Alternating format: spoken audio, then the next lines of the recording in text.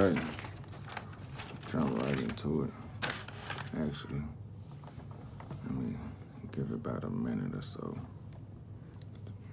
Give it about a minute or so for people come up in here.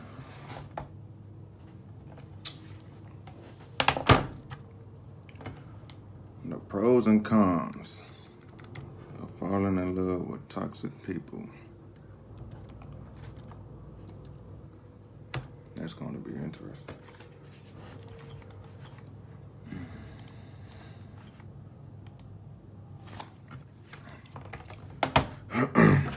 Okay, so we're going to get started because I'm not going to sit on here all day. But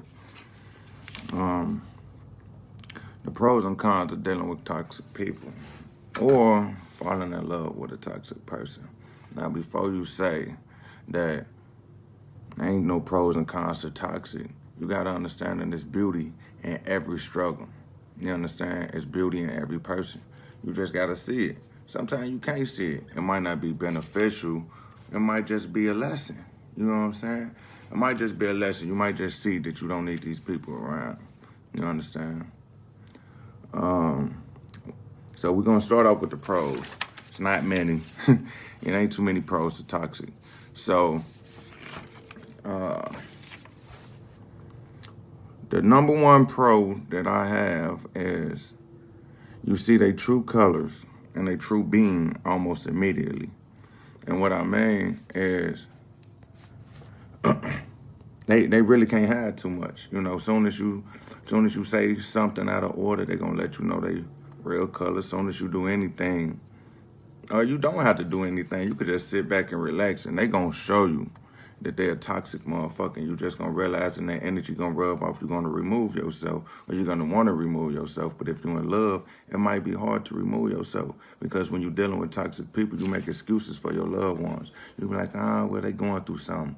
No, you choosing to belittle yourself for ignorance. You understand? It's no type of beauty coming from ignorance. You know what I'm saying? You can't really learn too much from an ignorant motherfucker besides they ignorant. Number two, you know they won't be around you for long. You know what I'm saying? Because the energy that they bring, you're going to want to remove them. You're going to want to get them out of there. Even if you love them, you're going to want to get them the fuck up out your face.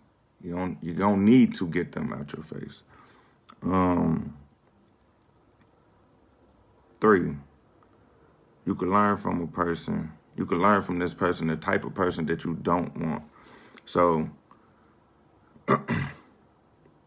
you can look at these people and your next, you could use your last relationship and your next relationship to let it be known what you really don't want.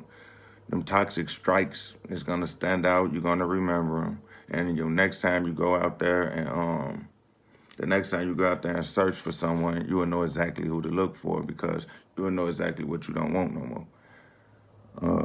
Four, you learn to shut these people out, and you learn to limit the distractions, because you become defensive.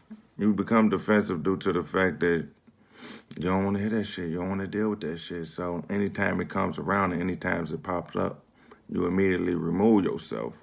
And that's what you're supposed to do. If anything toxic is around you, if it's toxic for too long, it's going to become you. You're going to become toxic. You understand? Now, to the cons of it, you know, you got to understand that toxic energy is contagious. Like I was just saying, if you're around toxic long enough, of course, you're going to become toxic too. People is not going to want to deal with you either. You understand? No one wants to fix a toxic and broken person. No one got time for that. Everybody got their own demons. Everybody battling their own problems.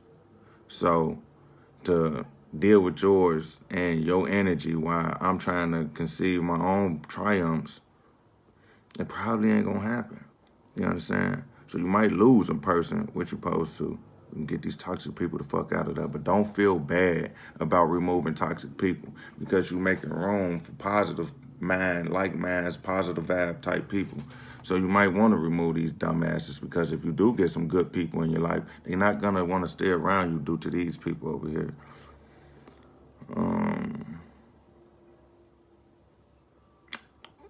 Toxic people, you kind of want to limit conversation with. You really don't want to talk to them. And lonely, you would think that a toxic person would be lonely, right? They really not, due to the fact that they miserable, and misery loves company. But when misery comes and knocks on my door, I just refuse to be a guest because I know I'm amazing and I know I'm a king, and that's all the fuck that matters.